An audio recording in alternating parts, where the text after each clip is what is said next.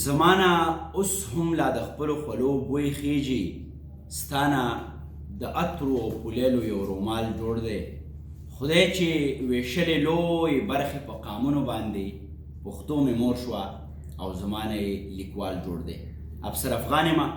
قدرمنو، نن چې تاسو ته مخاطب یم، یو ډیر لوی پیغام مې له ځان سره راوړ دی، کوم چې د تاریخ په اوږدو کې زموږ او ستاسو شریکه سلسله ده.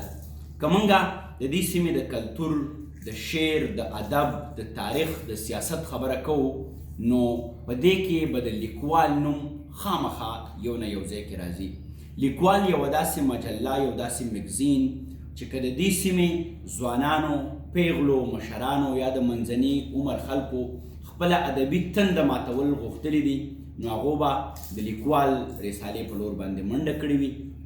زه نن خبره کومه د هغه لوی دانشور مفکر نورالبشر نوید صاحب، چا چې دغه تسلسل شروع کړی و. که هر څومره خنډ و خار راله، سیلۍ ګلۍ راغله، په دغه وطن کې زموږ سندرې ساندې شوې، دلته ویر واویلا وه، خو لیکوال په خپل ځای باندې لکه ونه مستقیم په خپل مقام یم. که خزان را باندې راشي، که بهار، هغې زموږ دغه سیاسي، دغه علمي، دغه کلتوري، دغه تاریخي تنده ماته کړې ده. نن هغه لیکوال رساله چې ده، هغه لیکوال ټي وي ته بدل شوې ده. یعنی رساله به په خپل ځای باندې هم وي، خو د دې په تسلسل کې، د دې په ایکسټنشن کې د دې یوه بله لړۍ وغځېده چې هغه لیکوال ټي وي دی.